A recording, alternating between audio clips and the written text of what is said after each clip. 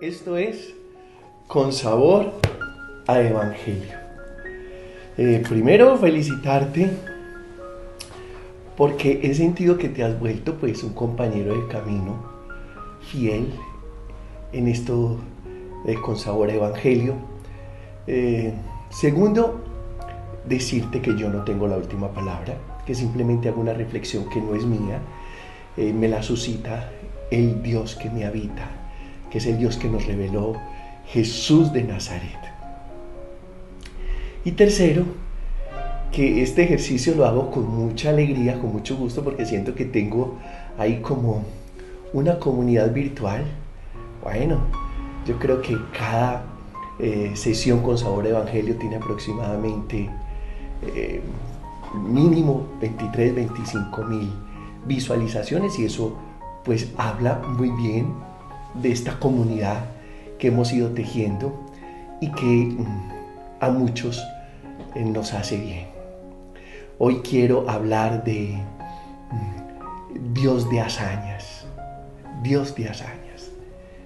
Tiene que ver pues con el Evangelio de esta dominica que habla de la multiplicación de los panes, y creo que más adelante pues tocaremos seriamente ese tema.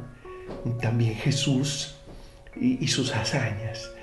Primero digamos que es una hazaña, es una acción, un hecho ilustre, señalado, significativo, importante. Y luego llamar al Salmo 144 para que nos acompañe en esta sesión. Que todas tus criaturas te den gracias, Señor, que te bendigan tus fieles, que proclamen la gloria de tu reinado, que hablen de tus hazañas. Los ojos de todos te están aguardando, tú les das la comida a su tiempo. Abres tú la mano y sacias de favores a todo viviente. El Señor es justo en todos sus caminos, es bondadoso en todas sus acciones. Cerca está el Señor de los que lo invocan sinceramente. Salmo 144. Que hablen de tus hazañas, que proclamen la gloria de tu reinado. Parece interesante que podamos hablar de las hazañas de Dios. Cuando hablamos de las hazañas de Dios, yo quiero hacer aquí una salvedad. Y es más allá de estar señalando hazañas externas, hay que aprender a descubrir las hazañas que Dios realiza en nuestro corazón. Por ejemplo, que tú seas capaz de perdonar a alguien que te hizo muchísimo daño y que hizo que tu vida diera un giro tremendo. Es una hazaña de Dios. Que tú seas capaz de desprenderte de algo que para ti es muy valioso y compartirlo con otra persona que tiene muchísima necesidad de eso. Es una hazaña de Dios. Que tú seas capaz de embarcarte en una misión de servicio es una hazaña de Dios. Que tú tengas siempre la disposición para ayudar a los más necesitados es una hazaña de Dios en tu corazón. Y eso pues quiero decirlo claro porque me parece que es de suma importancia. Las hazañas del Señor.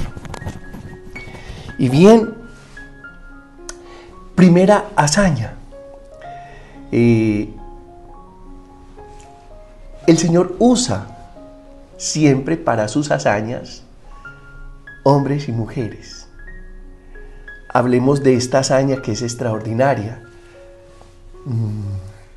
Moisés frente al Mar Rojo. Está en Éxodo capítulo 14. Veían venir el ejército porque se endureció el corazón del faraón y quiso recuperar con su ejército el pueblo que se le había fugado de Egipto y que era su pueblo esclavo. Y el pueblo estaba ahí entre la espada y la pared, como muchas veces tú y yo estamos entre la espada y la pared. Es decir, entre el mar y el ejército que venía a capturarlos nuevamente y tal vez acabar con todos ellos. Y el Señor sopló durante toda la noche, mientras Moisés extendía la vara en dirección al mar. Y el mar se dividió en dos. Aquí hay cosas muy interesantes, como el pueblo clama, y siempre que el pueblo clama, Dios actúa. El pueblo clamó y le dijo a Moisés: ¿qué es esto? Pues nos hubiéramos muerto más bien en Egipto. ¿Cómo nos has traído hasta este lugar a terminar siendo presa fácil del ejército egipcio? En Egipto teníamos las honras fúnebres y las condiciones para ser enterrados. Allá había sepulcros suficientes para todos nosotros. Y el Señor actuó. Una hazaña poderosa. Y no quiero dar ninguna explicación, ni técnica, ni histórica. No, simplemente quedémonos con eso. Más allá de la simbología que traen estos textos, Dios actúa. Y lo mismo pasa cuando el pueblo tiene hambre en el desierto y vuelve a clamar, protesta. Y el Señor no vuelve esa protesta como algo personal, sino que actúa y les da maná. Lo mismo cuando tienen sed, el Señor actúa y hace brotar agua de la roca. Las hazañas del Señor. Hay otra hazaña que a mí me gusta muchísimo, y es cuando Josué entra con el pueblo a la tierra prometida, a Jericó. Está en el capítulo 3 del libro de Josué. Y claro, tenían que cruzar el río Jordán. Es muy especial porque siempre que hay un paso importante en la historia de la salvación, hay que cruzar el agua. Hay que ser pasados por agua. Y hablábamos ahorita del pueblo que pasa por el medio del Mar Rojo, y Dios hace dos paredes de agua para que el pueblo pase a pie limpio por el Mar Rojo. Y ahora Dios usa a Josué, que es el sucesor de Moisés,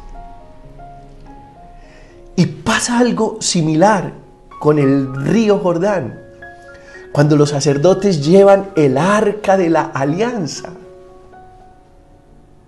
y comienzan a pisar las aguas del río Jordán.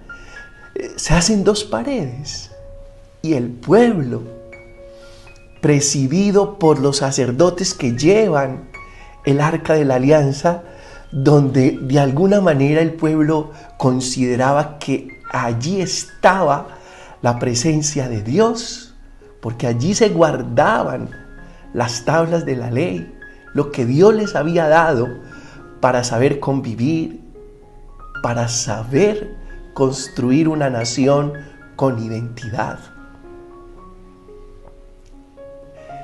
Esa hazaña de finalmente pasar de los 40 años de desierto, cruzando el río Jordán y las aguas haciéndole corte al pueblo para que llegue a la tierra prometida.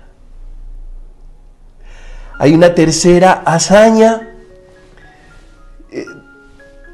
la hazaña de Dios a través de David. David, que era un muchacho que cuidaba las ovejas de su padre Jesé o Isaí,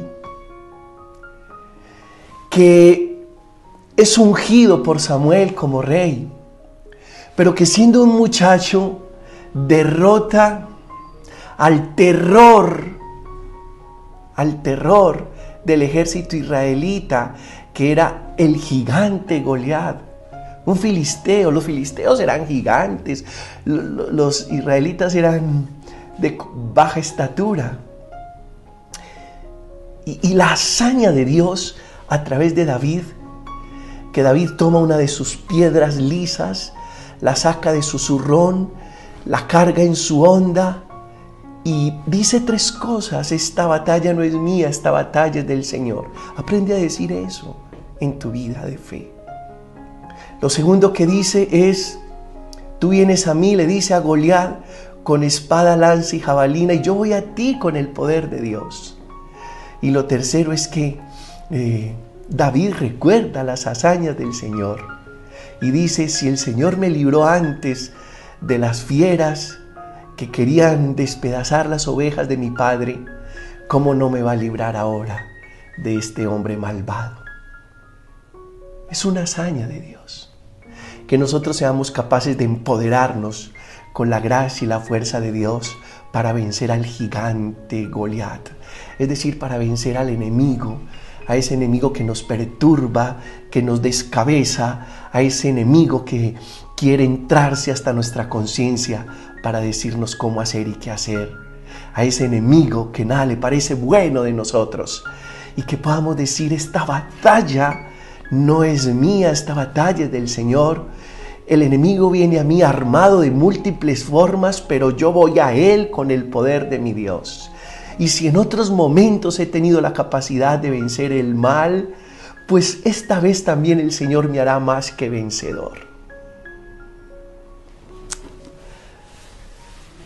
Es increíble. 1 Samuel 17. Bueno, cuarta hazaña.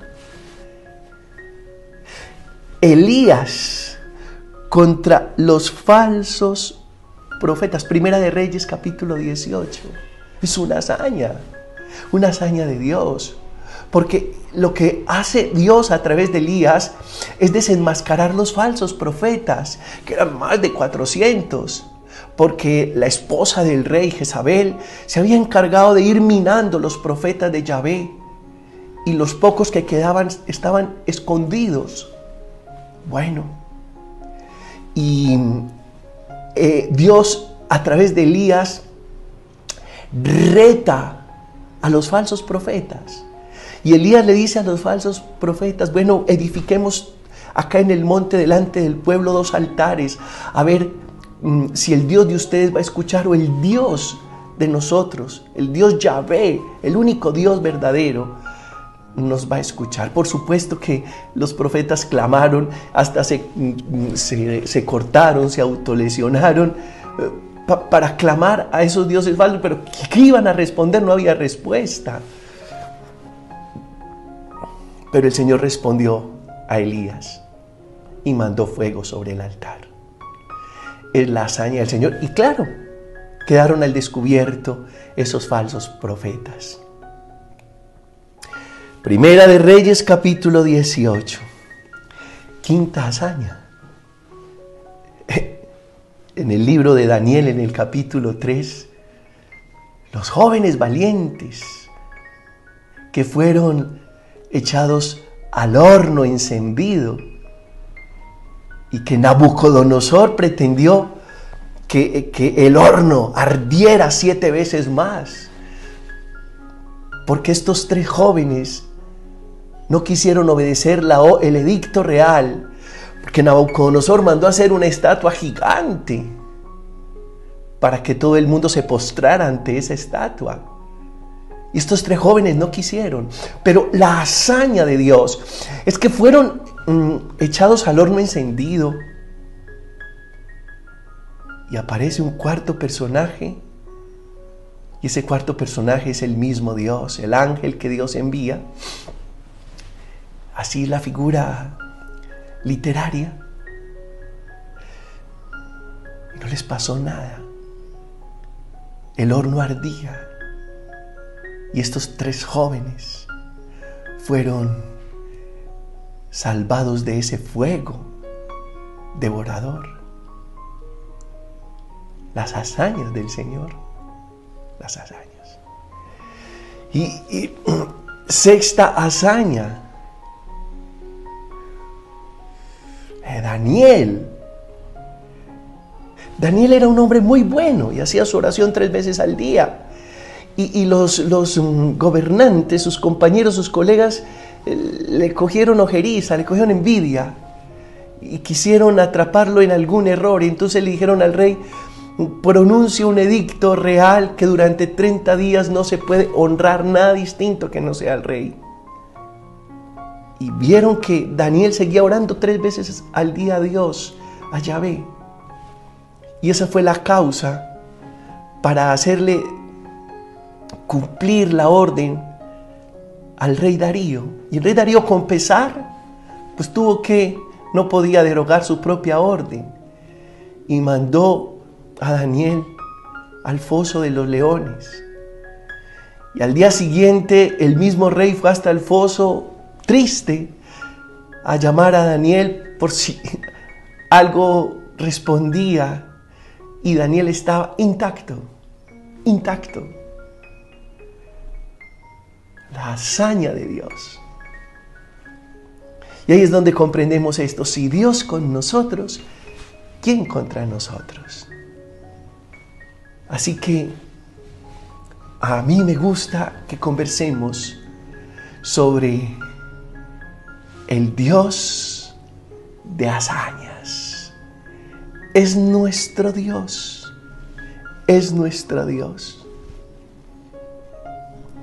Y el punto 7, pues, bueno, aterrizamos en el Evangelio de Juan, en el capítulo 6, la multiplicación de los panes.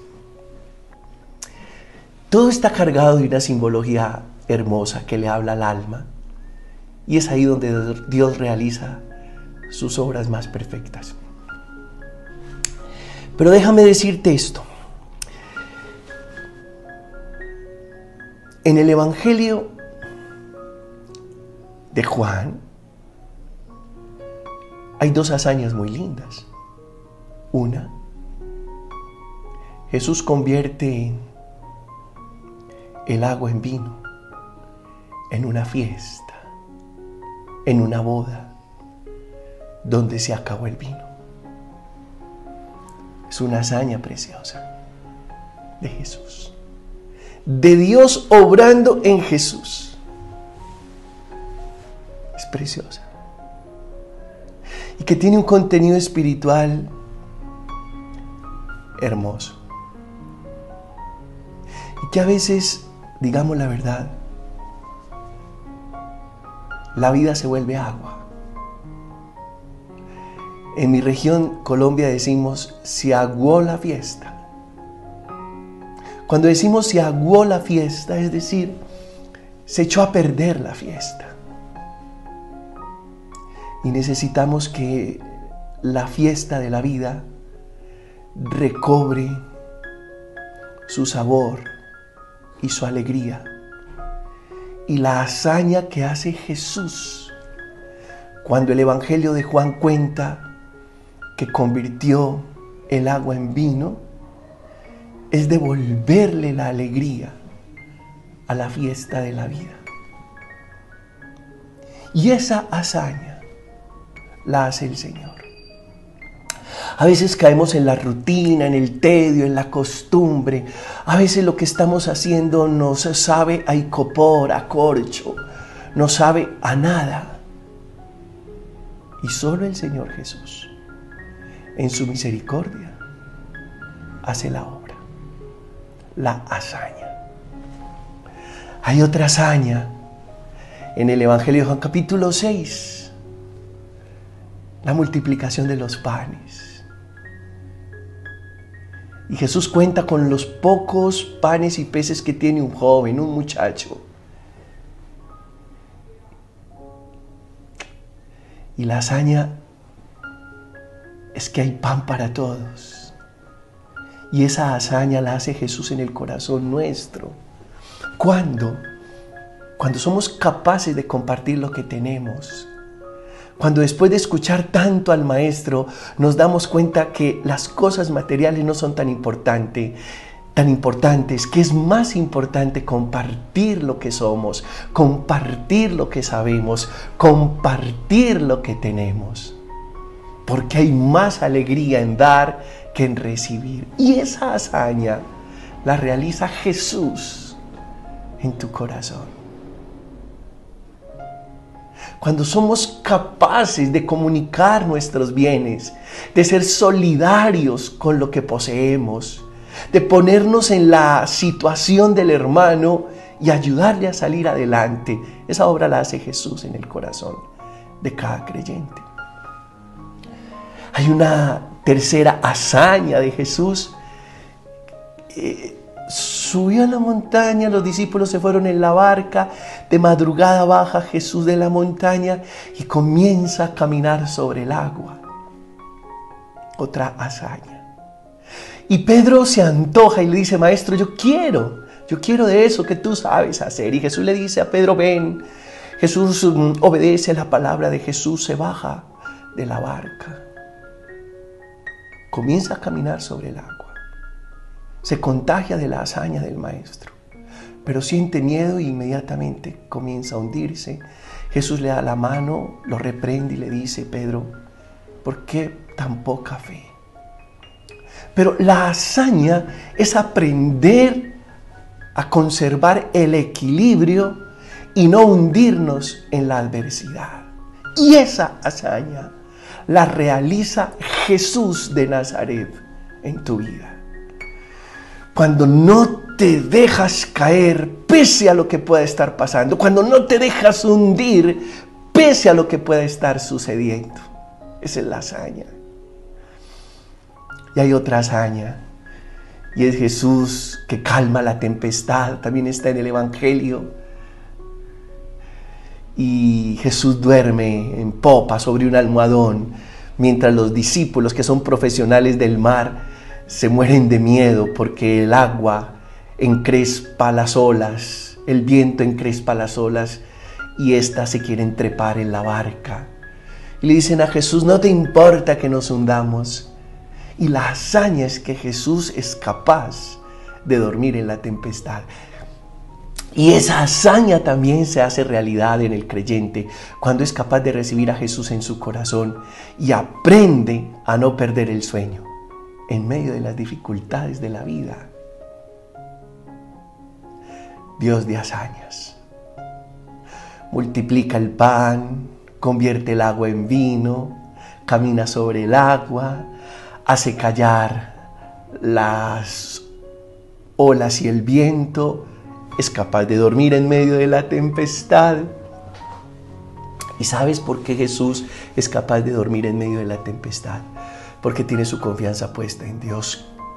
Yo creo que hay un gran llamado en este momento a que no perdamos el sueño en medio de la tempestad, a que seamos capaces de dormir. Así, las olas encrespadas se quieran trepar en la barca de nuestra vida. Finalmente quiero decirte: no olvides